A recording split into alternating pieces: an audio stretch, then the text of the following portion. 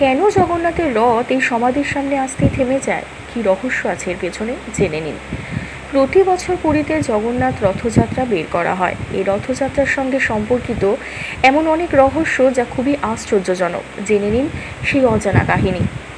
উড়িষ্যার পুরীতে অবস্থিত ভগবান জগন্নাথ মন্দির ভারতের অন্যতম পবিত্র স্থান।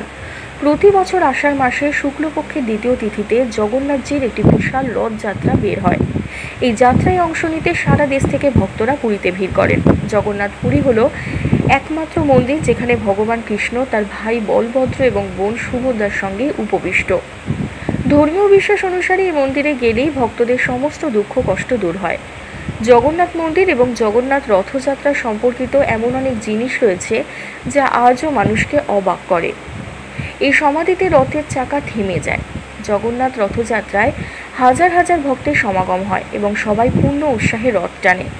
এই সময় ভক্তরা ঢোল এবং আড়ম্বর সহ শহর ভ্রমণের জন্য জগন্নাথ দেবের রথ নিয়ে যান। জগন্নাথ রথযাত্রার সঙ্গে সম্পর্কিত একটি খুব মজার বিষয় আছে যা জানলে সবাই অবাক হয়ে যায়। যাত্রার সময় রথের চাকা স্বয়ংক্রিয়ভাবে একটি সমাধিতে থেমে যায়। রথ থেমে যায় এখানে কোথায়? পৌরাণিক কাহিনী অনুসারে ভগবান জগন্নাথের একজন মুসলিম ভক্ত ছিলেন যার নাম ছিল শালবেগ। তিনি সর্বদা জগন্নাথ মন্দিরে ভগবানের দর্শন পেতে যেতেন, কিন্তু কোনো কারণে ইচ্ছা থাকা সত্ত্বেও দর্শনের জন্য তিনি মন্দিরে পৌঁছাতে পারেননি এবং এমন অবস্থায় তার মৃত্যু হয়। কথিত আছে যে এই মন্দিরটি জগন্নাথ দেবের সেই মুসলিম ভক্তের। তার মৃত্যুর পর যখনই জগন্নাথ দেবের রথযাত্রা বের করা হয় তখনই রথটি হঠাৎ এই সমাধির কাছে এসে থেমে যায় এবং কিছু সময়ের জন্য আর এগোয় না।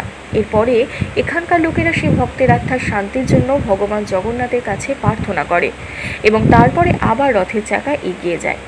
সেই দিন থেকে আজ অবধি জগন্নাথ রথযাত্রা শুরু হলে এই মন্দিরে কিছু সময়ের জন্য রথ অবশ্যই থামানো হয়।